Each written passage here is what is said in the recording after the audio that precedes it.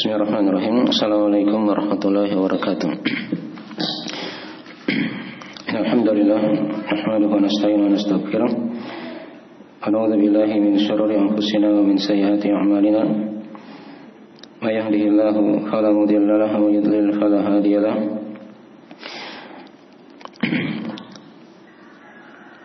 Asyhadu an la ilaha illallah wahdahu la syarika lahu wa asyhadu anna Muhammadan abduhu wa rasuluh sallallahu alaihi wa alihi washabihi wa man tabi'ahum bi ihsan ila yaumiddin, amma ba'd. Fa inna asdaqal hadithi kitabullah, khairal hadi hadi Muhammadin sallallahu alaihi wa alihi wasallam, wa syarrul umuri muhdatsatuha, fa inna kulla muhdatsatin bid'ah wa kulla bid'atin dhalalah wa kulla dhalalatin finnar. Ma'asyiral ikhwani wa akhwati fillah, azani Allah wa iyyakum rahimani wa rahimakumullah. Pada pagi hari ini kita akan lanjutkan dari pembahasan kita mengkaji pelajaran tauhid, tanya jawab tauhid untuk anak muslim.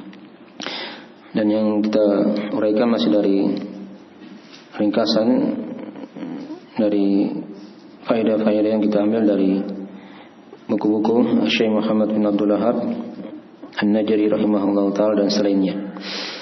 Ya. Pada pertemuan sebelumnya, di sesi yang sebelumnya kita sudah membahas tentang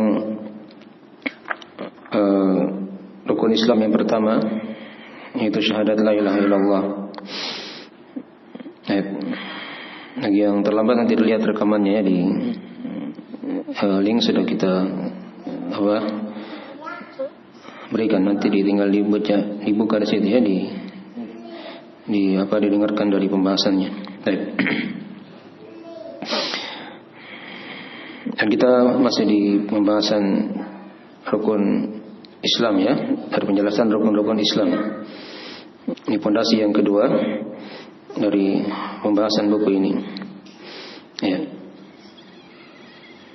Di pertemuan sebelumnya sudah kita uraikan dari kandungan la ilaha illallah, maknanya serta rukun-rukunnya dan syarat-syaratnya. Ini sudah kita bahas. Baik. Kemudian di pertemuan kali ini kita akan terangkan rukun atau dari syahadat yang kedua, yaitu syahadat Muhammad Rasulullah. Syahadat Muhammad Rasulullah. Ya. Dan nanti kita akan bahas ringkas seputar masalah kewajiban salat, puasa, ya, kemudian masalah zakat dan haji. Karena ini dari rangkaian rukun-rukun Islam. Setelah syahadat ada salat, ada zakat, ada puasa dan haji. Walaupun 4 perkara ini, salat, zakat, puasa dan haji, itu dibahas di buku-buku fikih, Tapi asal kewajibannya itu yang diterangkan dari buku Al-Ushul Tsalatsa. Nah, dari 3 pondasi agama dalam masalah ini ya. Baik. Kita langsung lihat di halaman 15 tentang makna syahadat la ilaha atau makna syahadat Muhammad Rasulullah. Ya, dikatakan di situ, ini pada soal yang ke-12 ya. Soal yang ke-12. Ya.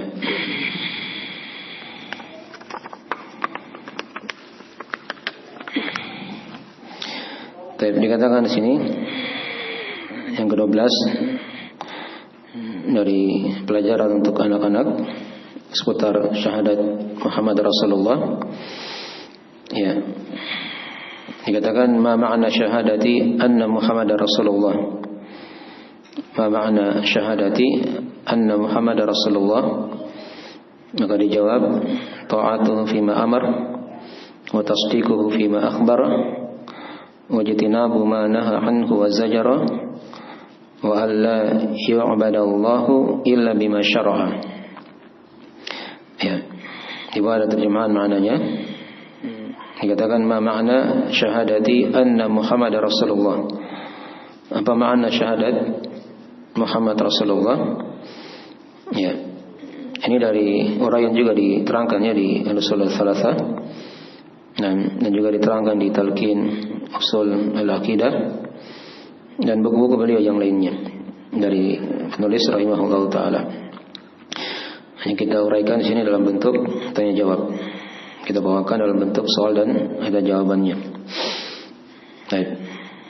Maka dikatakan di situ dari mana syahadat Muhammad Rasulullah, yaitu ta'atuhu fima amar, yaitu menaati beliau pada apa yang beliau perintahkan, wa tasdiquhu fima akhbara, dan juga membenarkan beliau pada apa yang beliau khabarkan.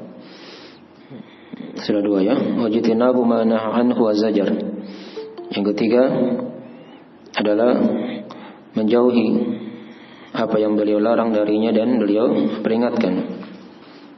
Ya. Dan yang keempat, wa alla ya'badallahu illa bima syara'a. Itu Allah tidaklah diibadahi kecuali dengan apa yang beliau syariatkan. Nah, Allah tidak disembah, tidak diibadahi kecuali dengan apa yang beliau syariatkan. Baik. Sini yang kita akan uraikan dari syahadat Muhammad Rasulullah. Ya, dimaklum ya, Muhammad adalah Nabi kita. Dan nanti akan datang di pondasi yang ketiga dari penjelasan pengenalan ma'rifatun Nabi. Ya, mengenal Nabi Muhammad sallallahu alaihi wasallam akan dirinci di situ. Adapun di sini kita sebatas pada penjelasan syahadat Muhammad Rasulullah, kandungannya serta syarat-syaratnya yang akan diterangkan dan keharusannya. Baik. Dan nama Nabi kita, Nabi Muhammad, itu disebut dalam Al-Quranul Karim 4 kali. Ada di surah Al-Imran, yang kedua ada di surah Al-Ahzab, yang ketiga ada di surah surah Muhammad, nama surahnya langsung ada di situ di awal ayat, awal surah. Kemudian yang keempat ada di surah Al-Fath, ada di surah Al-Fath. Ini 4 kali nama Nabi kita, 4 kali nama Nabi kita disebut dalam Al-Quranul Karim dengan nama Muhammad. Ya. Ada nama yang lain lagi disebut Ahmad, itu di surah As-Saff. Ya, min ba'di ismuhu Ahmad. Akan datang seorang nabi yang bernama Ahmad setelah kekuatan Nabi Isa alaihissalam. Baik. Adapun tadi 4 itu diterangkan nama beliau Muhammad. Ya. Dan Syekh rahimahullah taala di Usul Ats-Tsalatsah, demikian pula di buku Talqin, ya, ketika beliau menjelaskan makna syahadat Muhammad Rasulullah, beliau membawakan surah Al-Ahzab. Surah Al-Ahzab ayat ke-40 yang diterangkan tadi itu ya. Di tempat yang kedua dari nama Nabi kita disebut. Maka Muhammadun aba ahadi min rijalikum walakin Rasulullah wa khataman nabiyyin. Ini lihatnya di ringkasan Al-Usul Ats-Tsalatsah dan Talqin Usul Al-Aqidah. Ya. Dikatakan di situ, maka Muhammadun aba ahadi min rijalikum. Bukanlah Muhammad itu adalah ayah dari lelaki salah seorang di antara kalian. Walakin Rasulullah wa khataman nabiyyin. Akan tetapi beliau adalah Rasulullah dan penutup para nabi. Dan penutup para nabi. Jadi di sini nama Nabi kita disebut, ya, dengan namanya. Maka Muhammadun. Baik. Dan kemudian kalimat yang kedua yang kita akan terangkan di sini seputar masalah apa makna syahadat Muhammad Rasulullah. Ya. Apa yang disebut oleh para ulama di Al-Usul Ats-Tsalatsah misalnya seperti Syekh Muhammad bin Abdul Wahhab, ya, itu sebenarnya kata para ulama yang lainnya dari konsekuensi, ya, atau kadang dibahasakan dengan bahasa yang lain dari syarat-syarat syahadat Muhammad Rasulullah, dari syarat-syarat atau konsekuensi dari syahadat Muhammad Rasulullah. Adapun makna Muhammad Rasulullah sendiri, syahadat Muhammad Rasulullah, itu diterangkan oleh Syekh Muhammad bin Abdul Wahhab Al-Wasabi rahimahullah ta'ala. Nah, bahwasanya maknanya adalah la matbu'a bihaqqin illa Rasulullah. Nah, la matbu'a bihaqqin illa Rasulullah. Jadi mirip dengan makna la ilaha illallah ya. Kalau makna la ilaha illallah kan sudah kita terangkan. La ma'buda bihaqqin illallah. Tidak ada yang disembah dengan benar kecuali Allah. Nah, kalau makna syahadat Muhammad Rasulullah yaitu la matbu'a bihaqqin illa Rasulullah.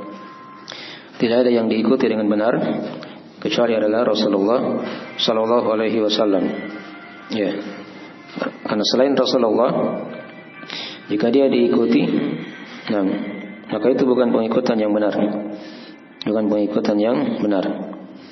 Kita ikuti para sahabat misalnya, kita ikuti para tabi'in, para tabi'ut tabi'in, para a'immah, ya, para ulama, para imam, ya, di setiap zaman, di setiap masa. Itu karena mereka semua itu adalah mengikuti Rasulullah sallallahu alaihi wasallam. Ya. Jadi tidak ada yang diikuti dengan benar kecuali Rasulullah sallallahu alaihi wasallam. Itu dari mana ringkas ya, dari mana syahadat Muhammad Rasulullah. Ya. Jadi kalau gampang ingin diingat, ingat saja dari mana la ilaha illallah itu mirip. La ma'budu bihaqqin illallah itu untuk mana la ilaha illallah. Adapun makna Muhammad Rasulullah yaitu la matbu'a bihaqqin illa Rasulullah. Tidak ada yang diikuti dengan benar kecuali Rasulullah sallallahu alaihi wasallam. Karena selain Rasulullah jika dia diikuti, ya, nah, maka itu dari hal yang pengikutan yang tidak ada dalilnya. Ya. Dan sudah diterangkan tadi, ketika seorang dia mengikuti para sahabat, tabi'in, tabi'ut tabi'in dan para ulama, itu bukan mengikuti dirinya dari para ulama tersebut, tapi mereka diikuti karena mereka mengikuti Rasulullah sallallahu alaihi wasallam. Baik. Ini dari mana ringkas dari syahadat Muhammad Rasulullah. Kemudian yang kedua dari pembahasan juga di sini di syahadat Muhammad Rasulullah sama dengan di pembahasan makna la ilaha illallah. Seorang harus tahu apa rukunnya. Dari rukun syahadat Muhammad Rasulullah. Ya. Diterangkan juga oleh para ulama yang lain dari rukun syahadat Muhammad Rasulullah ada dua. Sama dengan la ilaha illallah juga ada dua. Ya. Yang pertama kita menetapkan bahwasanya beliau adalah hamba Allah. Kita menetapkan bahwasanya beliau adalah hamba Allah. Ya. Manusia biasa. Ya. Hamba Allah yang tidak boleh kita serahkan peribadahan, ya, atau penyembahan kepada beliau sallallahu alaihi wasallam. Ini rukun yang pertama. Menetapkan bahwasanya beliau adalah hamba Allah Subhanahu wa taala. Ya, makhluk manusia, ya, yang tidak boleh disembah atau diibadahi. Kemudian yang kedua dari rukun syahadat Muhammad Rasulullah yaitu kita menetapkan bahwasanya beliau adalah Rasulullah. Menetapkan bahwasanya beliau adalah Rasulullah, Rasul Allah, ya, yang Allah utus dengan sebuah risalah, penutup para nabi dan sekaligus penutup para rasul yang mempunyai banyak keutamaan. Dan Rasul untuk seluruh alam semesta ini, Rasul untuk seluruh jin dan manusia tanpa terkecuali. Nah, maka ini dari dua makna adalah rukun syahadat Muhammad Rasulullah. Kita menetapkan beliau adalah hamba Allah, dan yang kedua kita menetapkan beliau adalah Rasulullah. Ya, hamba Allah itu bantahan untuk orang-orang yang berlebih-lebihan kepada beliau sallallahu alaihi wasallam. Ya, ada yang datang ke Masjid Nabawi misalnya, dia ziarah pada Rasulullah, tapi dia minta di situ hal-hal yang tidak boleh diminta kepada Nabi sallallahu alaihi wasallam. Ya, kadang masuk pada kesyirikan. Dia minta pada Rasulullah misalnya panjang umurnya, atau dia minta agar diberikan rezeki, ya, dan seterusnya dari hal-hal yang kadang tidak boleh diminta pada Rasulullah. Ya, karena beliau adalah hamba Allah. Tidak boleh seorang dia meminta kepada Nabi. Ya, ketika Nabi sudah wafat, dan itu terjadi ya pada sebagian kaum muslimin yang berziarah ke Masjid Nabawi. Nah, di hari-hari ini. Kemudian yang kedua, dia menetapkan bahwasanya beliau adalah, atau tadi sudah diterangkan, ketika dikatakan beliau adalah Rasulullah, maka ini bantahan untuk orang-orang yang menyepelekan beliau sallallahu alaihi wasallam, merendahkan beliau. Beliau manusia biasa, ya, tapi beliau adalah seorang rasul yang kita harus muliakan, yang kita harus agungkan, kita harus besarkan. Nah, dan nanti akan semakin jelas ketika kita terangkan dari konsekuensi dari syahadat ini. Ya. Adapun dalil-dalil tentang masalah ini, adillah dalil-dalil tentang masalah beliau adalah seorang hamba dan juga sekaligus seorang rasul, itu diterangkan dalam ayat-ayat Al-Quran Al-Karim dan hadis-hadis Rasulullah sallallahu alaihi wasallam.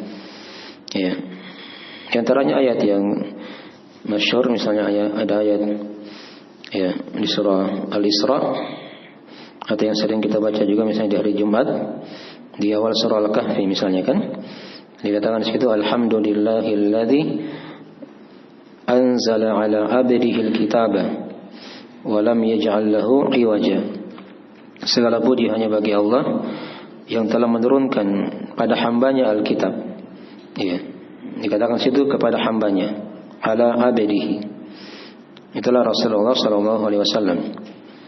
Nah, ada juga ayat di surah Al-Isra, ayat pertama juga, ketika Nabi di perjalanan malam kan dari Masjidil Haram ke Masjidil Aqsa, dikatakan di situ subhanalladzi asra bi 'abdihi.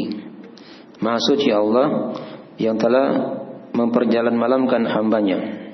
Ya, dikatakan di situ yang memperjalan malamkan hambanya. Nabi kita disebut sebagai hamba. Ya, sebagai hamba. Nah, ketika kaum musyrikin ditantang oleh Allah Subhanahu wa taala, ya, karena mereka ketika itu mendustakan Rasulullah, maka dikatakan di awal surah Al-Baqarah juga tentang penyebutan hamba ini. Ya, in kuntum ala raibin mimma nazzalna ala abadina, ya, wa in kuntum fi syakkin wa in kuntum fi raibin mimma nazzalna ala abadina. Jika kalian ragu pada apa yang kami telah turunkan kepada hamba kami, ya, kepada hamba kami. Jadi beliau disebut sebagai hamba, disebut sebagai hamba. Ya, banyak lagi ayat-ayat kalau kita baca ya. Ya, ada juga ayat di surah An-Najm misalnya, ketika beliau diangkat ke Sidratul Muntaha, dikatakan di situ fa'auha ila 'abdihi ma auha. Maka Allah memberi wahyu kepada hambanya apa yang diwahyukan oleh Allah Subhanahu wa taala. Dipahami ya? Jadi ini ayat-ayat ya, sebagian ayat-ayat penjelasan ya, asalnya beliau adalah seorang hamba Allah, manusia biasa, tidak boleh disembah dan diibadahi. Ini kandungan dari rukun syahadat Muhammad Rasulullah. Kemudian yang kedua, seorang menetapkan bahwasanya beliau adalah Rasulullah, ya, seorang Rasul. Dan ini diterangkan di banyak ayat dalam Al-Quranul Karim. Ayat yang sering kita dengarkan diantaranya wa ma arsalnaka illa rahmatan lil alamin, misalnya kan. Ya, dan tidaklah kami utus engkau Muhammad kecuali sebagai rahmat untuk alam semesta. Wa ma arsalnaka illa rahmatan lil alamin. Ya, dan juga di surah Al-Fat diterangkan di situ dengan nama beliau tadi kita isyaratkan, dikatakan di situ Muhammadun Rasulullah. Muhammad itu adalah Rasul Allah. ditegaskan seperti itu. Ya. Dan banyak ayat-ayat dalam Al-Qur'anul Karim disebutkan di situ ya. Nah, kalimat-kalimat Rasul ini. Ya, disebutkan kalimat-kalimat Rasul. Ya, ayat tadi sudah kita baca tadi ya di surah Al-Ahzab. Dalil di antara ayat yang menjelaskan tentang beliau adalah Rasulullah. Ya, dijelaskan oleh penulis ada Syekh Muhammad bin Abdul Wahhab di Al-Usul Ats-Tsalatsah dan di Talqin Usul Al-Aqidah. Dikatakan situ diterangkan di surah Al-Ahzab, walakin Rasulullah wa khataman nabiyyin. Ya, beliau adalah Rasulullah dan penutup para nabi. Baik. Mungkin di antara ayat-ayat ya penjelasan tentang beliau adalah hamba Allah dan sekaligus sebagai seorang rasul. Baik. Jadi ini rukun dari syahadat Muhammad Rasulullah. Iya, ada dua ya. Sudah diuraikan tadi. Adapun yang diterangkan oleh para ulama seperti yang kita baca tadi di sini di jawaban, yaitu mentaati beliau pada apa yang beliau perintahkan, membenarkan beliau pada apa yang beliau kabarkan, kemudian menjauhi apa yang beliau larang, dan tidak beribadah kepada Allah kecuali dengan apa yang beliau syariatkan. Ini kata para ulama adalah dari konsekuensi atau masuk di syarat-syarat syahadat Muhammad Rasulullah. Ya, seperti ta'atu fi ma'amar, mentaati beliau apa yang beliau perintahkan. Ya, ini kan diterangkan dalam ayat-ayat Al-Qur'anul Karim. Karena seorang rasul ketika mereka diutus oleh Allah, itu di antara hikmahnya diterangkan oleh Allah agar mereka ditaati. Ya, agar mereka ditaati. Wa ma arsalna min rasulin illa liyuta'a bi idznillah. Tidaklah kami mengutus seorang rasul kecuali agar dia ditaati dengan izin Allah Subhanahu wa taala. Nah, dan banyak ayat-ayat dalam Al-Qur'anul Karim diterangkan dari ketaatan kepada Rasul itu kan. Wa may yuti'ir rasula faqad ata'a Allah misalnya kan. Dan siapa yang mentaati Rasul maka dia telah mentaati Allah Subhanahu wa taala. Baik. Ini dari mana yang pertama? Dari konsekuensi yang pertama dari syahadat Muhammad Rasulullah, mentaati apa yang beliau perintahkan. Kemudian yang kedua, wa tasdiquhu fima akhbar, membenarkan apa yang beliau kabarkan. Karena apa yang beliau kabarkan itu adalah wahyu dari Allah Subhanahu wa taala. Itu diterangkan di surah An-Najm ya. Dan segera sering dihafal juga bagi yang sudah hafal surah An-Najm. Dikatakan dalam surah An-Najm di ayat ketiga sampai keempat, wa ma yantiqu 'anil hawa in huwa illa wahyu yuha. Ya, tidaklah beliau berucap dari hawa nafsunya. Apa yang beliau ucapkan itu adalah wahyu yang diwahyukan kepada beliau sallallahu alaihi wasallam. Ya, jadi apa yang beliau ucapkan itu kita wajib membenarkannya. Tidak boleh kita dustakan. Itu dari konsekuensi yang kedua atau syarat yang kedua dari syahadat Muhammad Rasulullah. Kemudian yang ketiga diterangkan di situ wajatinabu ma na'a anhu waz-zajar, yaitu menjauhi apa yang beliau larang darinya dan beliau peringatkan. Nah, ini ayatnya di surah Al-Hasyr ayat yang ke-7. Diterangkan oleh Allah Subhanahu wa taala, "Wa ma ataakumur rasulu fakhudhuhu wa ma nahakum anhu fantahu." Apa saja yang Rasul itu bawa kepada kalian, maka ambillah perkara itu. Dan apa yang beliau larang darinya, maka hendaknya kalian berhenti. Ya, diwajibkan untuk berhenti pada apa yang beliau larang. Nah, kemudian juga diterangkan di ayat yang lainnya diterangkannya di hadis ya, di mana kata Nabi sallallahu alaihi wasallam dalam riwayat Al-Bukhari Muslim, kata beliau, "Ma amartukum bihi fa'tu minhu mastata'tum wa ma nahakum anhu fajtanibuh. Wa ma amartukum bihi fa'tu minhu mastata'tum." Apa yang saya larang kata Nabi kepada kalian, maka jauhilah perkara itu. Ya, apa yang beliau larang, apa yang aku larang kata Nabi, maka jauhi perkara itu. Nah, wa ma amartukum bihi fa'tu minhu mastata'tum. Dan apa yang saja yang aku perintahkan, maka lakukanlah sesuai dengan kemampuan kalian. Baik. Ini syarat yang ketiga tadi ya, dari syarat syahadat Muhammad Rasulullah. Nah, yaitu menjauhi apa yang beliau larang dan beliau peringatkan. Ya. Ada tadi satu ayat satu dari lagi ya di syarat yang kedua. Nah, di wajibnya kita benarkan apa yang beliau kabarkan. Tadi kan sudah kita sebut ayat tadi ya di surah An-Najm. Wa ma yantiqu 'anil hawa in huwa illa wahyu yuha. Ada satu hadis ya dalam riwayat Al-Bukhari Muslim dari Abu Sa'id Al-Khudri di mana kata Nabi sallallahu alaihi wasallam, "Ala ta'manuni wa ana aminu man fis sama." Tidakkah kalian mempercayai kata Nabi?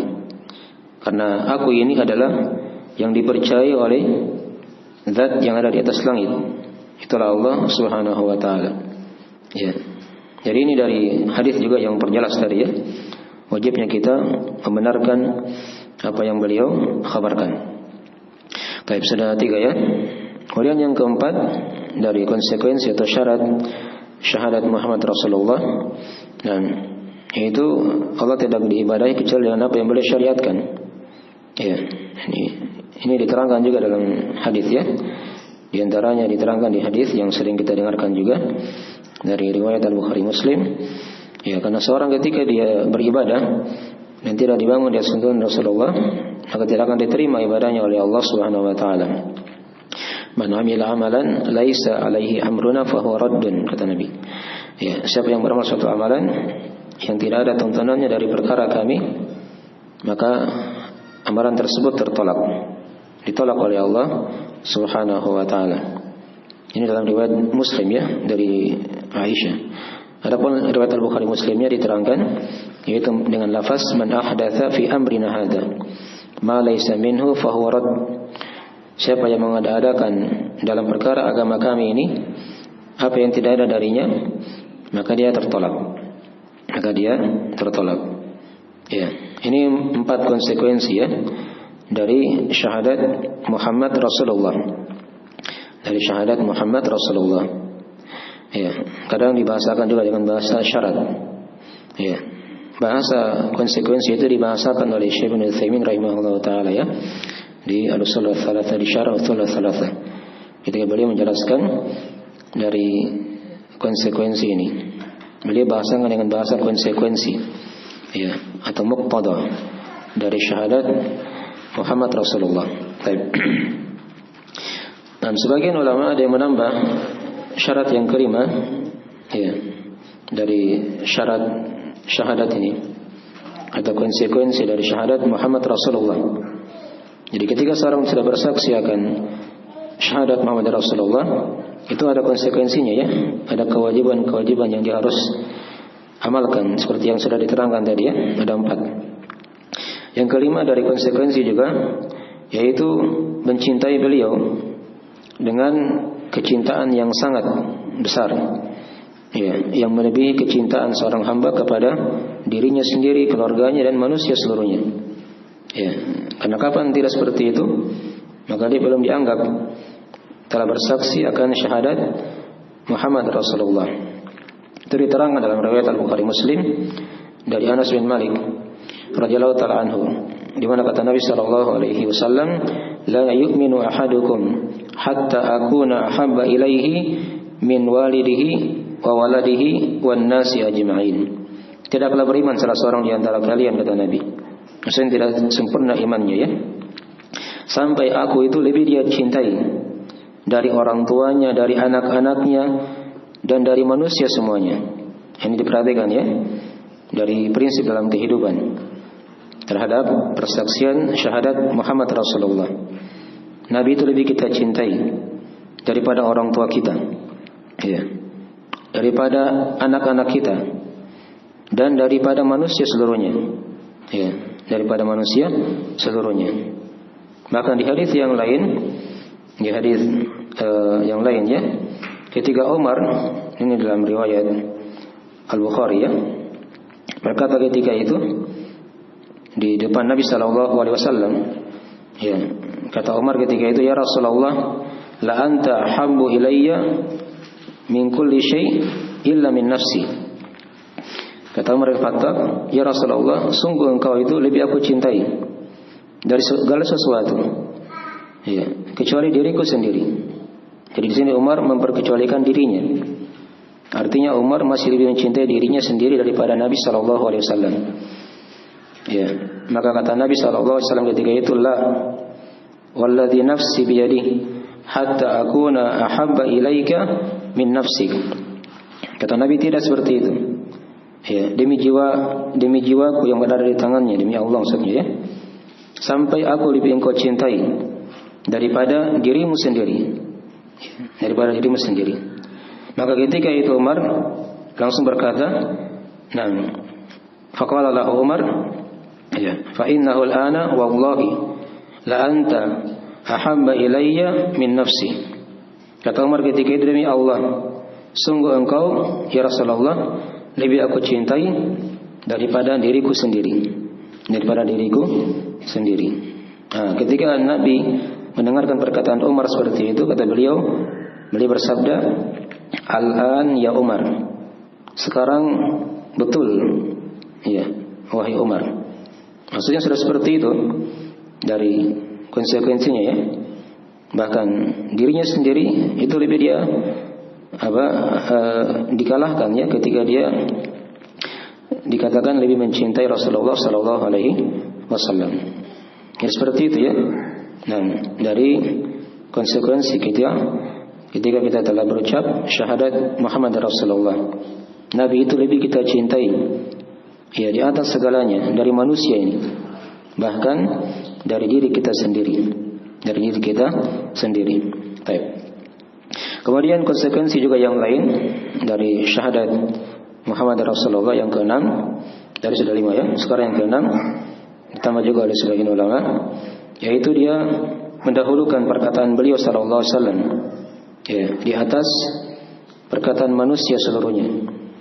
Ya, mendahulukan perkataan Nabi sallallahu alaihi wasallam di atas perkataan apa? Manusia. Jadi tidak boleh dia dahulukan perkataan manusia, ya, di atas perkataan Nabi sallallahu alaihi wasallam. Itu dilarang dalam Al-Qur'an Al-Karim. Diterangkan di surah Al-Hujurat ayat yang pertama, ya ayyuhalladzina amanu la tuqaddimu baina yadayillahi wa rasulih.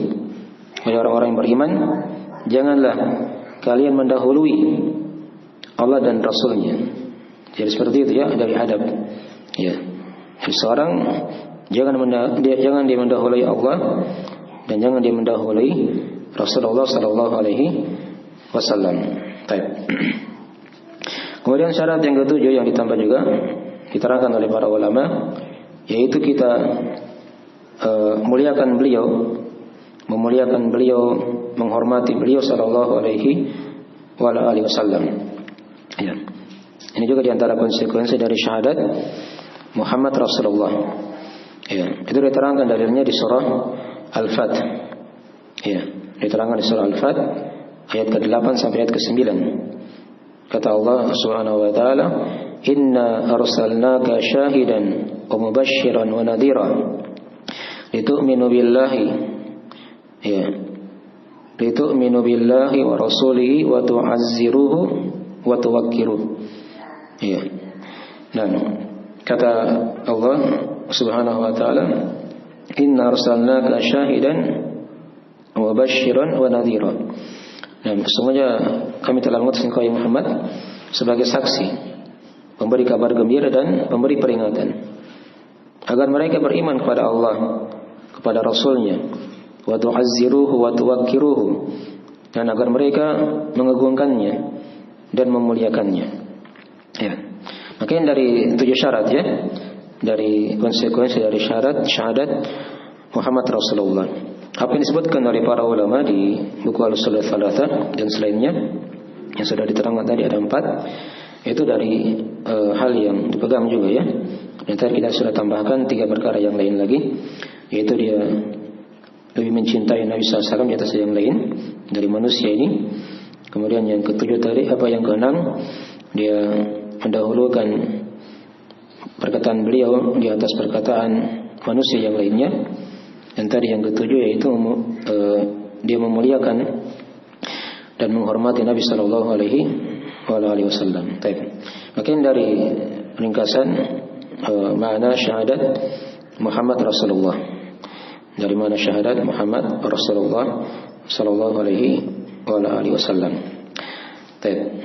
Kita akan sedikit lagi ya jelasan masalah salat, ya, zakat, puasa dan haji. Insyaallah ringkas, tidak terlalu panjang.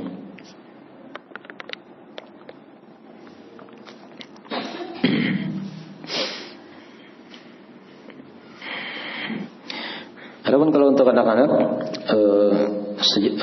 ketika mengajari mereka tentang makna syahadat ini, makna syahadat Muhammad Rasulullah, ya, maka tidak ada masalah diterangkan apa yang dibaca di sini ya, dari soal jawab ini. Ya, itu juga dari hal yang tidak ada masalah ya. Dan walaupun tadi dari hal yang sudah kita terangkan dari uraian para ulama yang lainnya, 4 perkara yang disebutkan di sini itu sebenarnya masuk di pembahasan muqtada atau keharusan. Ya, ulama yang lain kadang membahasakan dengan bahasa syarat. Dari syarat syahadat Muhammad Rasulullah. Ya. Dan tidak ada masalah kalau dia uraikan juga, kalau dia sebagai guru dia uraikan dari 2 rukun tadi ya. Dari rukun syahadat Muhammad Rasulullah, yaitu menetapkan beliau adalah seorang hamba, dan yang kedua menetapkan beliau adalah seorang rasul. Baik, ini dari penjelasan makna syahadat Muhammad Rasulullah. Kemudian yang ke-13 sekarang ya, kita masuk di soal yang ke-13. Nah, dikatakan di situ kam adadus shalawati al-wajibati fi yaumin wa lailatin. Dijawab 5 shalawatin. Ada berapa jumlah bilangan salat wajib dalam sehari semalam. Jadi sudah selesai kita menjelaskan syahadat la ilaha illallah Muhammad Rasulullah.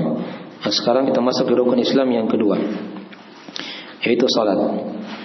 Ada berapa bilangan salat yang wajib dalam sehari semalam? Ya, maka dijawab di situ 5 salawat. Ya, 5 salat. Ya, sekarang dari hal yang telah kita maklum ya, diterangkan dalam hadis-hadis Rasulullah sallallahu alaihi wasallam. Ya, as-salawatul 5, al-jum'ah ila al-jum'ah, wa ramadan ila ramadan, mukaffiratun lima bainahunna idza jutanibatil kaba'ir. Di mana kata Nabi sallallahu alaihi wasallam dalam hadis riwayat Al-Bukhari Muslim, kata beliau as-salawatul 5, salat-salat yang 5, Jumat ke Jumat, Ramadan ke Ramadan, itu diantara keduanya ada pengukur-pengukur dosa jika dosa-dosa besar dijauhi. Jadi dikatakan situ dengan lafaz as-salawatul 5, ya, 5 salat yang diwajibkan. Nah, dan nanti kita akan perjelas di soal yang ke-14. Tapi lihat soal yang ke-14 masih berkaitan masalah salat juga. Dikatakan di situ ma hiya shalawatul 5. Ya, maka dijawab as-subuhu wadh-dhuhru, wal asru wal maghribu wal isya'u. Ya. Baik. Apakah salat-salat yang 5 itu? Nah, ma hiya as-salawatul 5? Maka dijawab as-subuh, salat subuh, segera dimaklumi ya. Nama lainnya kadang dikatakan salat al-fajr. Ya. Kemudian yang kedua adz-dzuhru. Nah, di sini hati-hati ya, jangan sampai salah baca ya. Nah, kalau dibaca adz-dzuhru itu salat zuhur, di dhamma dha-nya. Tapi kalau dia dibaca adz-dzuhru di fathah dha-nya, itu artinya punggung atau belakang. Ya, jadi hati-hati ya, jangan sampai salah baca nanti. Itu nanti beda lain artinya nanti. Jadi di dhamma dha-nya ya, adz-dzuhru. Waktu salat zuhur. Ya, salat zuhur maksudnya ya. Kemudian yang ketiga wal asr. Al-asr dimaklumi. Yang keempat al-maghribu, maghrib. Dan yang kelima al-isya'u. Ya, itu salat isya. Nah, 5 perkara ini diterangkan dalam hadis Rasulullah sallallahu alaihi wasallam. Dalam riwayat Imam Muslim ya, ketika Nabi terangkan di antara hadis seputar waktu-waktu salat. Ya, itu Nabi terangkan di situ dengan nama-nama salat tersebut. Ya, Nabi awali ketika itu dengan salat zuhur begitu ya. Ya, dikatakan waktu zuhri idza zalatis syams. Waktu zuhur itu kata Nabi ketika matahari sudah tergelincir. Ya. Malam yahdur waktu al-asr. Sebelum hadirnya waktu apa? Salat asar. Itu sudah disebut dari Nabi. Salat zuhur dan salat apa? Al-asr. Kemudian beliau katakan setelahnya wal asru malam tastafarra syams. Dan waktu asar itu sepanjang matahari belum menguning. Itu waktu pilihan ya. Jadi tidak boleh diakhirkan waktu salat asar sampai matahari menguning dalam keadaan sengaja. Dalam keadaan apa? Sengaja. Ya. Nabi sebutkan yang kedua wal asr. Kemudian yang ketiga Nabi sebutkan lagi ya, wasalatul maghrib dan malam yaghibis syams. Adapun salat maghrib sebelum hilangnya apa? Cahaya senja yang berwarna merah. Ya. Malam yaghibis syafaq gitu ya, afan ya. Waktu salatul maghrib atau wasalatul maghrib ya, malam yaghibis syafaq kata Nabi. Dan salat maghrib waktunya dari tenggelamnya matahari sampai apa? Sebelum hilangnya cahaya di ufuk barat begitu. Ya, cahaya syafaq ya, yang berwarna merah itu. Ya. Wa waqtul isya ila nisfil lail atau salatul isya kata Nabi ila nisfil lail. Adapun salat isya itu sampai pertengahan malam. Sampai pertengahan apa? Malam. Dari hilangnya tadi dari cahaya yang berwarna merah itu sudah mulai gelap di ufuk barat ya, sampai pertengahan malam. Itu waktu salat apa? Isya. Ya, sudah 4 salat. Zuhur, asar, maghrib dan isya. Nabi sebutkan semua dengan waktu-waktunya. Dan yang kelima kata beliau, ya, wa salatul fajr, ya, malam tatlu asy-syams atau malam tatlu asy-syams. Ya. Dan salat fajar itu sepanjang waktu akhirnya sepanjang matahari belum terbit. Dari terbitnya fajar sampai akhirnya sepanjang matahari belum apa? Terbit. Ini diantara hadis ya yang menjelaskan tentang masalah itu. Ya, masalah penyebutan 5 waktu salat dalam hadis Rasulullah sallallahu alaihi wasallam. Adapun dalam Al-Qur'anul Karim, ya itu tidak disebutkan ya dengan 5 lafaz seperti ini. Tapi disebutkan di situ ya waktu-waktu, ada diterangkan waktu pagi, waktu sore, ada waktu malam. Nah, dilihat dari penafsiran ayat-ayat seputar masalah itu, arahnya ke situ semuanya. Arahnya ke situ. Iya.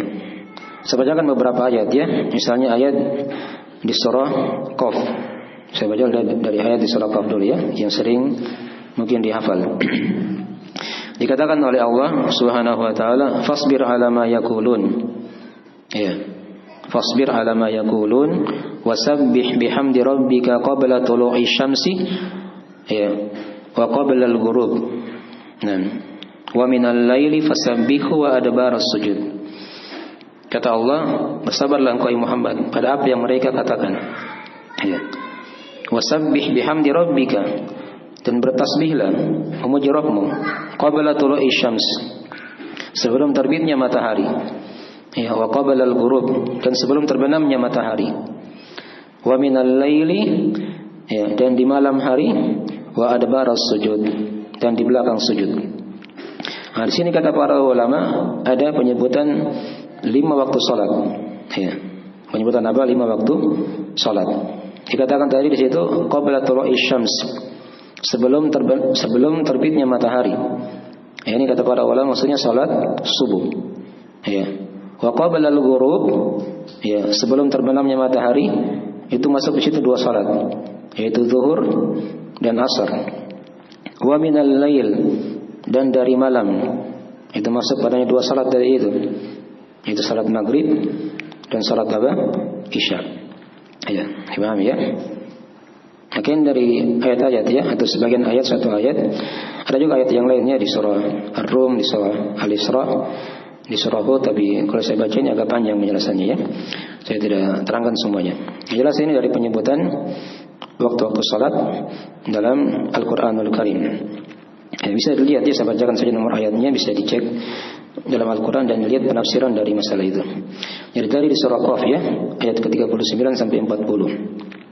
Kemudian yang kedua ada ayat di surah Ar-Rum, di atasnya lagi surah Ar-Rum ayat 17 sampai 18. Yang ketiga ayat di surah Al-Isra ayat 78. Dan yang keempat ada di surah Hud ayat 114. Ayat 114. Ini di antara ayat-ayat yang menjelaskan tentang waktu-waktu salat. Ya, tapi dia tidak sudah disyaratkan tadi ya. Ya, Allah tidak di situ menyebutkan 5 nama salat itu, tapi dirinci dari di mana? Di hadis Rasulullah sallallahu alaihi wasallam. Ini selesai sudah penjelasan soal yang ke-14 tentang masalah penyebutan 5 waktu salat atau 5 salat yang dimaklumi dalam sehari semalam dari rangkaian rukun-rukun Islam yang telah kita maklumi.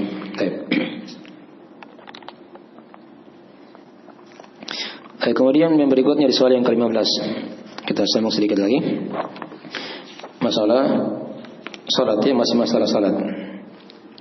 Nah, dikatakan di situ ini masalah waktu kewajiban salat itu kapan? Ya, masalah kapan waktu diwajibkan salat 5 waktu. Ya. Dikatakan di sini yang ke-15, mata furidatis shalawatul khamsu. Ya, kapan diwajibkan salat yang 5? Maka dijawab di situ, Lailatul Isra'i wal Mi'raji. Ya, dia diwajibkan pada malam Isra dan Al-Mi'raj. Baik. Ya, kapan itu Isra Mi'raj? Ini ada silang pendapat ya di kalangan ulama dalam masalah ini. Ya, kalau di Uraian Syekh rahimahullah taala di buku Al-Salat Thalatha, beliau katakan Nabi itu salat di Mekah selama 3 tahun. Ya. Nabi salat di Mekah selama berapa tahun? Selama 3 tahun.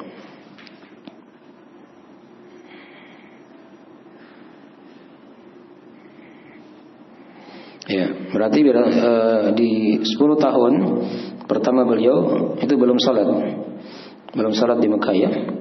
Nanti sisa 3 tahun beliau salat di Mekah, baru hijrah ke mana? Ke Madinah. Dipahami ya? Baik.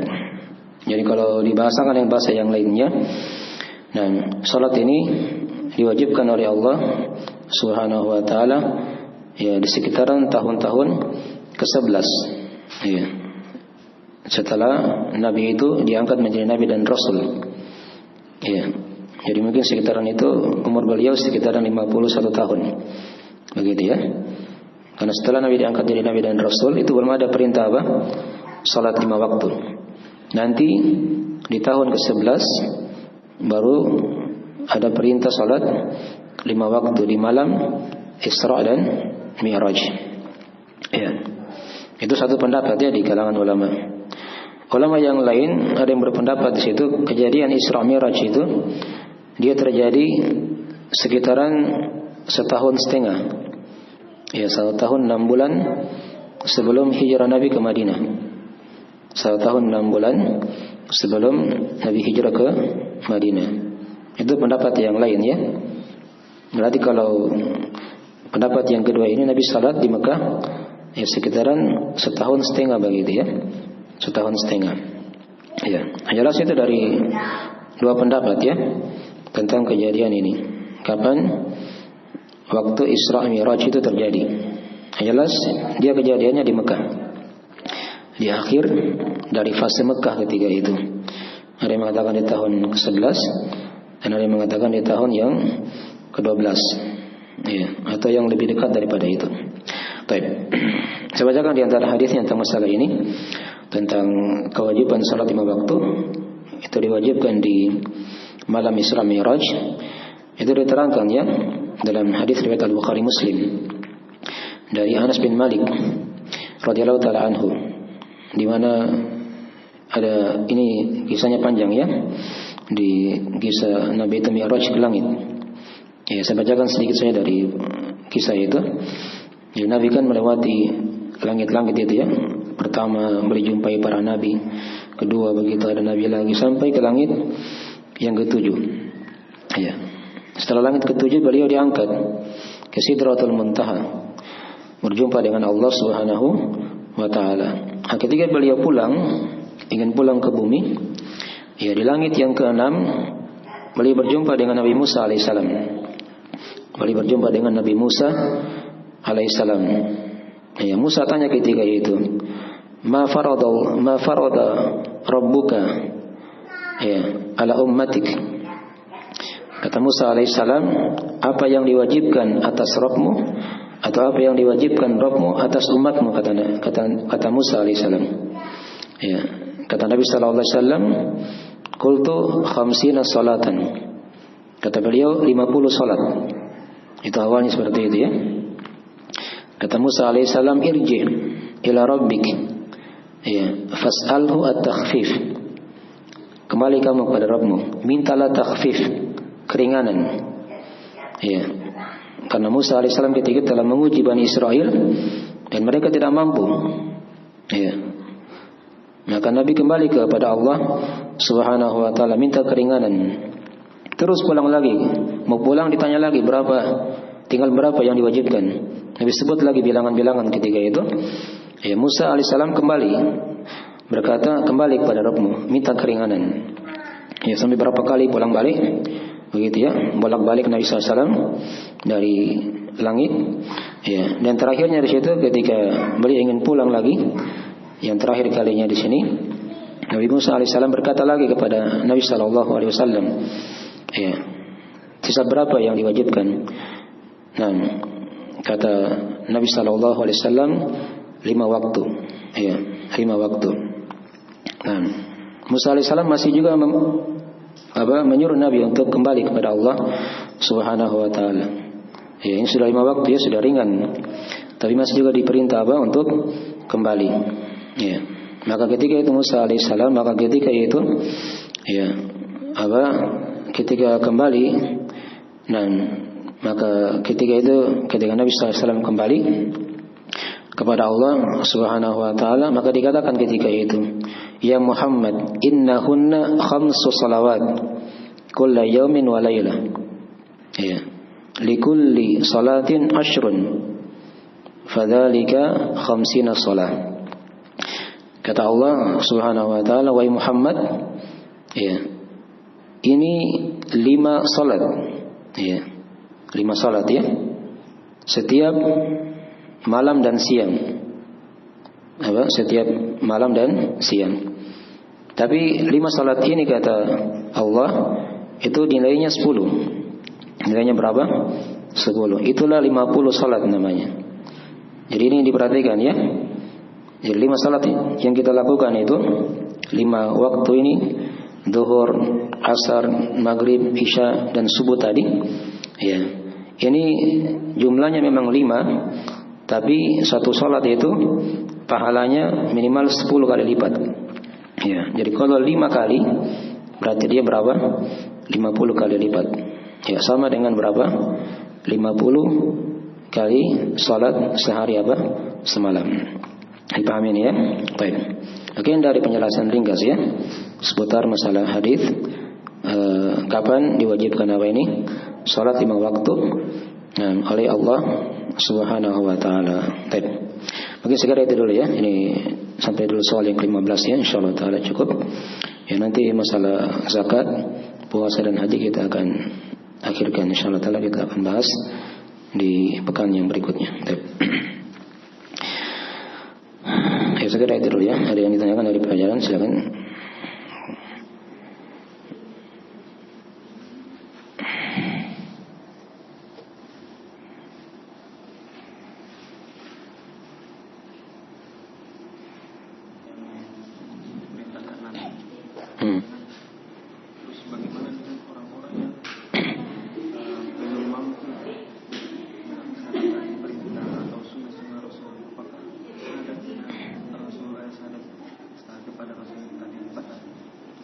Tapi ini ada yang bertanya di sini ya, masalah syahadat tadi ya, syahadat Muhammad Rasulullah. Tadi kan diantara syaratnya, konsekuensinya apa tadi? Dia mentaati apa yang beliau perintahkan. Terus bagaimana kalau orang belum mampu dia lakukan perkara itu? Ya tadi kan sudah diterangkan di hadis. Dikatakan di situ fa'tu minhu mastata'tum. Ya. Nah, dikatakan di situ datangilah perintah itu pada sesuai kemampuan kalian. Sesuai kemampuan kalian. Jadi diikat dengan batas kemampuan seorang hamba. Ya. Itu kaidah umum seperti itu ya. Fattaqullaha mastata'tum, bertakwalah kepada Allah sesuai kemampuan apa? Kalian. Jadi kalau perintah itu diikat dengan kemampuan.